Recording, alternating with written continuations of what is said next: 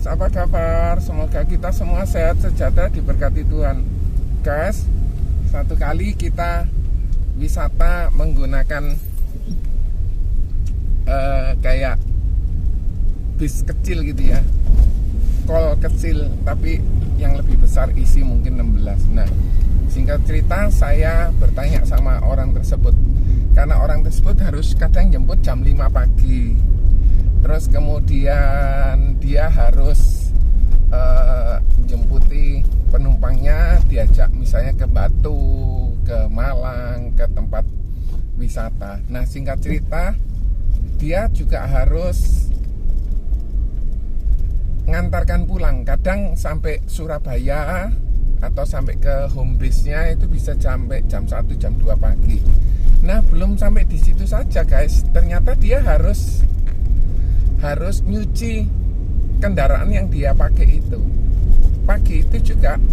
Kemudian karena apa, setelah itu jam 4 dia harus berangkat lagi untuk jemput kloter yang berikutnya. Sebetulnya nggak boleh karena dia kan kerjanya lebih dari jam kerja seperti itu. Nah, terus kemudian saya sempat nanya, Pak, seneng kerjaan ini? Saya syukuri, Pak. Saya anggap bahwa ini kerjaan yang ya ibaratnya saya bisa wisata gratis, saya bisa tahu tempat-tempat wisata gratis, tapi saya dibayar. Karena apa? Dia sebagai driver.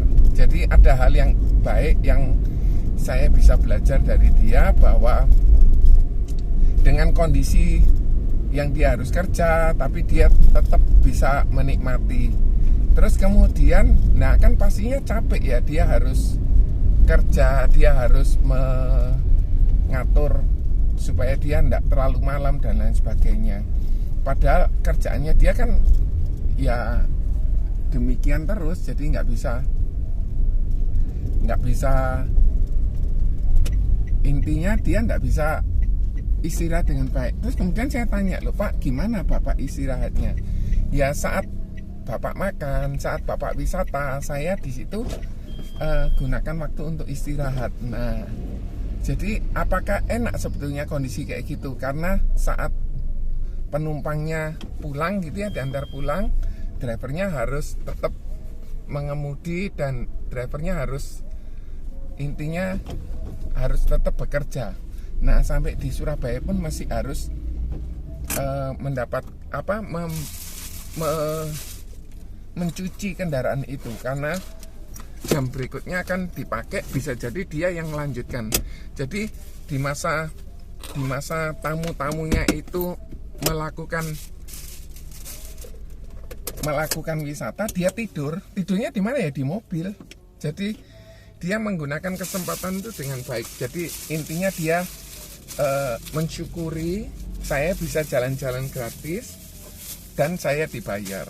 Hal yang baik yang kita belajar dari seorang driver itu. Padahal saat dia di Surabaya harus melakukan pekerjaan yang lain. Dia harus ngisi bensin, harus menyuci dan menghabiskan tenaga. Jadi kadang ada orang berwisata mungkin 6 jam gitu ya. Nah, disitulah dia tidur.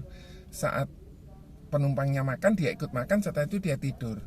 Setelah dia sampai tempat wisata, dia tidur. Itu menggantikan. Apakah itu kondisi yang baik? Sebetulnya enggak, karena jam istirahat ya jam malam itu mungkin jam 10, jam 11 sampai jam 6 pagi. Nah, dia subuh harus mengerjakan itu. Jadi kita tetap harus mensyukuri dengan keadaan kita, meskipun ada COVID, meskipun adanya kesulitan di zaman sekarang, kita nggak perlu menganggap bahwa ini hambatan, tapi kita bisa anggap bahwa ini sebuah peluang. Jadi kita menganggap bahwa COVID itu sahabat kita, bukan musuh kita. Jadi dari cerita ini saya ngajak untuk kita tetap semangat, tetap produktif, tetap optimis, dan tetap semangat. Terima kasih guys, God bless you all, bye.